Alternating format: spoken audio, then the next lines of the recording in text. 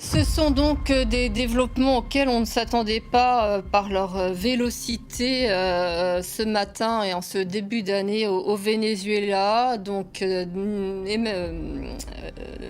Donald Trump, pardonnez-moi, a donc confirmé avoir capturé, enfin, ce sont les forces spéciales américaines qui ont capturé Nicolas Maduro ainsi que son épouse il y a quelques heures en pleine nuit pour les Vénézuéliens. Il était aux alentours de 3-4 heures du matin quand les États-Unis ont mené des frappes sur la capitale, mais aussi sur d'autres régions du pays. Quelques heures plus tard, Donald Trump s'est enfin exprimé.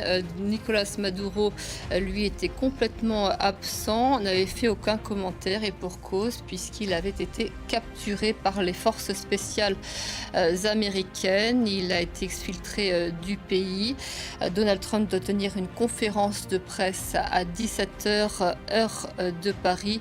Je vous propose de revenir en images sur ces derniers développements et puis on en parlera avec Gauthier Rybinski ainsi que notre invité.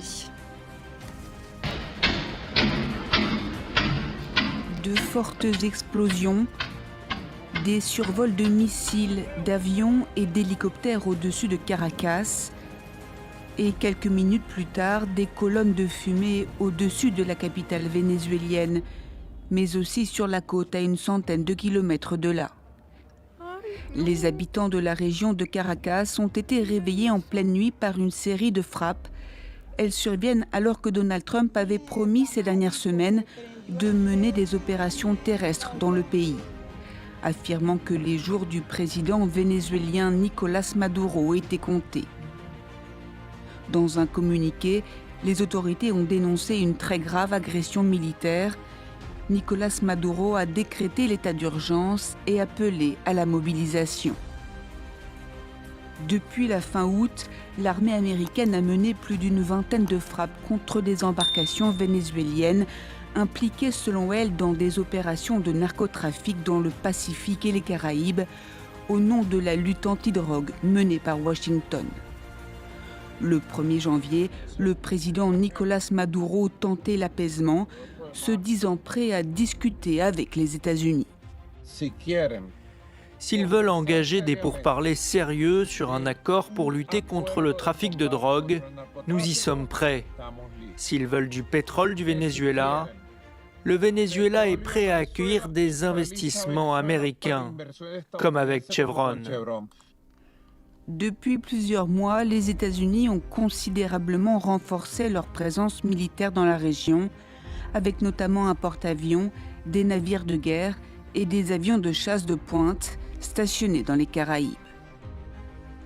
Et pour mieux comprendre ce qui est en train de se jouer en ce moment donc au Venezuela et plus largement dans toute la région, puisque c'est toute la région qui potentiellement peut être déstabilisée par ces frappes américaines. Gauthier Rybinski avec moi en plateau et par téléphone. Nous sommes avec Jean-Jacques Kourlianski. Bonjour monsieur, vous êtes directeur, je le disais, de l'Observatoire de l'Amérique latine, Institut Jean Jaurès. Je vous remercie de nous apporter des éléments de réflexion. C'est vrai qu'on assiste là à un développement extrêmement rapide. Autant on s'attendait, Donald Trump avait été menaçant, on s'attendait à des frappes peut-être américaines plus intenses sur le pays, mais là c'est carrément une opération spéciale, puisque ce sont les forces spéciales qui sont allées chercher le président Nicolas Maduro pour l'exfiltrer du pays avec son épouse. Oui, c'est une opération qui rappelle celle qui avait été menée par un autre président républicain, le président Bush père, en 1989, qui avait organisé une opération d'exfiltration et d'arrestation du président du Panama, le président Noriega, avec des opérations militaires, bombardements, mais il y avait eu également des opérations terrestres. Dans le cas qui nous occupe aujourd'hui, celui du Venezuela, les informations sont à confirmer, sont encore incomplètes, comme pour les bombardements d'embarcations on doit s'en remettre à des déclarations non vérifiées faites par les États-Unis et par le président des États-Unis. Ce que l'on peut dire toutefois, c'est qu'il s'agit d'un bombardement qui était annoncé.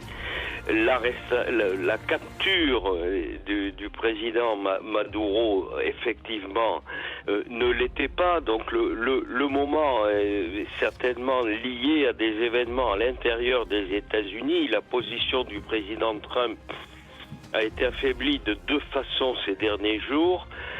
Un, par une décision de justice qui lui ordonne de retirer les troupes de la garde nationale déployées dans des villes dont le magistrat est du parti démocrate, et deux, la prise de fonction qui a eu beaucoup de publicité du maire de New York qui, contrairement à la déclaration de politique étrangère qui a été publiée par le département d'État et par les États-Unis ces derniers temps, critiquant l'Europe qui était trop ouverte aux populations du tiers-monde, Trump, chez lui, voit le maire d'une très grande ville, New York, qui est d'origine orientale, musulmane, et qui est un opposant démocrate. Donc pour vous, l'opération a été décidée pour éloigner les projecteurs sur ces deux événements?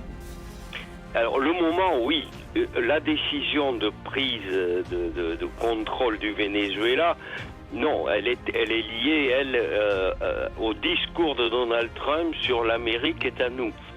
L'Amérique est à nous, et donc on peut faire ce que l'on veut sur le continent américain. C'est un avertissement à la Colombie qui a vivement réagi et demandé une réunion du Conseil de sécurité. C'est un avertissement au Mexique, également pays voisin, qui est régulièrement ciblé par Donald Trump pour sa participation insuffisante dans le combat contre le trafic de stupéfiants. Mais c'est un avertissement au monde entier également. Il y a eu un avertissement ces dernières heures au gouvernement iranien à la suite des manifestations contre la hausse des prix. Le président Trump a dit on va intervenir. Ça vient également après un bombardement effectué au Nigeria. Donc c'est un avertissement au monde entier. On est devant une situation tout à fait nouvelle où les règles du droit international ne sont plus respectées par le pays le plus important. Effectivement, c'est un point qu'on a abordé tout à l'heure avec Gauthier Rybinski là, à l'instant. Donc on apprend que le Venezuela demande des preuves de vie du président Maduro ainsi que de son épouse. Il confirme qu'effectivement ils sont sans nouvelles du président. C'est donc sa vice-présidente qui a repris les rênes du pouvoir pour maintenir une continuité du pouvoir au Venezuela après ces frappes américaines. On le disait, une situation complètement inédite, inattendue, et pourtant notre correspondante à Caracas nous disait qu'à l'annonce par Donald Trump de la capture du président Maduro, elle assistait, elle entendait des scènes de liesse. Les Vénézuéliens étaient dans l'attente de la chute de ce régime Maduro. Bien, et il faut distinguer ce dont on vient de parler, les problèmes de droit international, de la situation politique à l'intérieur du Venezuela. Alors effectivement, le président Maduro n'avait plus de légitimité électorale depuis l'année dernière. Il n'a pas, les urnes ont été non pas truqués, mais les résultats des urnes n'ont pas été communiqués et le président Maduro a été déclaré élu sans preuve. Donc il y a condamnation de la société internationale et même des voisins, des gouvernements considérés comme des gouvernements relativement amis du Venezuela, comme le Brésil et la Colombie. Mais le problème qui est posé aujourd'hui à la société internationale est de savoir si les règles de droit fixées après la Deuxième Guerre mondiale sont toujours valides ou non, ou si c'est la règle de la loi du plus fort, comme on le voit entre le conflit Russie-Ukraine, comme on le voit au Proche-Orient. Est-ce qu'on va rentrer dans un monde de désordre où la loi du plus fort, que ce soit au niveau de conflits entre petits États ou des grands États à l'égard d'États moins puissants, va être la règle qui semble celle que souhaitent instaurer les États-Unis du président Trump aujourd'hui. Alors après, effectivement, il y a le problème de la légitimité du régime du Venezuela. Le président Trump, en faisant ce qu'il a fait, donne un coup de pouce à l'opposition radicale, la plus radicale, celle de Corina Machado au Venezuela, mais ce n'est pas vraiment ce qu'il souhaite. Ce qu'il souhaite, à la différence d'autres présidents républicains et des présidents démocrates, il n'a pas de message en faveur de la démocratie, des libertés. Ce qui l'intéresse, c'est de capter le maximum de ressources existant en Amérique latine ou ailleurs dans le monde en direction des États-Unis. Il faut relier tout ça, sa politique commerciale, les sanctions commerciales à l'égard de beaucoup de pays du monde et notamment de l'Europe, son ambition d'annexer le Groenland et pourquoi pas le Canada. Donc ce qui se passe aujourd'hui au Venezuela de la part des États-Unis n'a rien à voir avec la couverture, la légitimité qui était apportée à des interventions du même type, y compris à Panama en 1989, par les présidents des États-Unis, qui s'attassaient toujours à parler des libertés de la démocratie, ce qui n'est pas le cas aujourd'hui.